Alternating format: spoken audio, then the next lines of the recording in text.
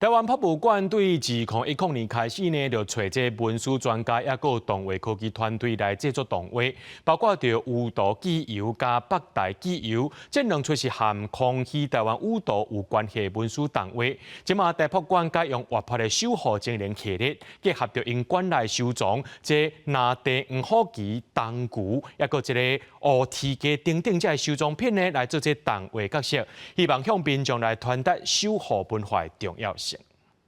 踢大标！哎呦喂！好气包庇！抓住鸡！用起靶标的招式名称来形容台湾乌分牌动作美丽，放假以超过100年历史的台湾博物馆做主要场景。一件守护精灵表示想保要向游客来设博物馆，所以互土地人破坏海馆内的文物拄当危险。这是台博馆推出的第2版甲守护精灵土地人入侵，结合馆内拿地黄虎旗、东牛，也有乌蹄鸡等等的收藏品，希望向民众传达守护文化的重要性。台语的这个的使用吼，对咱一代保护咱的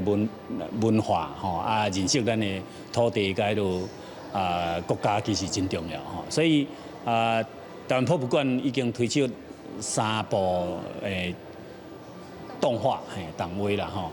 这第3部这就是阮叫做守护精灵的一个台语的配音的这个动画。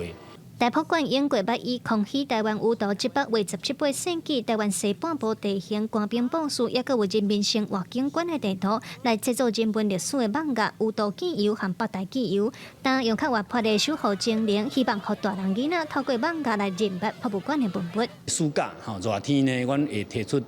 第2部吼，就是用地成功吼来保护文物吼，就是那个护保成功啦。 台语的这教育，也是讲做台语要学台语，透过台语来认识台湾博物馆，认识台湾有啥宝。除了文化戏文嘛，结合400多爱食叶仔，也有台湾大变福行光等等的生活特性，或者守护精灵有无同款的个性甲特色。博物馆表示，这出台语网架嘛配合台语家庭计划来看片，就会使扣点，嘛打算伫今年热人会去推出守护精灵第2出，希望透过影片，互民众愈了解博物馆的功能。记者卢尚如林晓凯台北报道。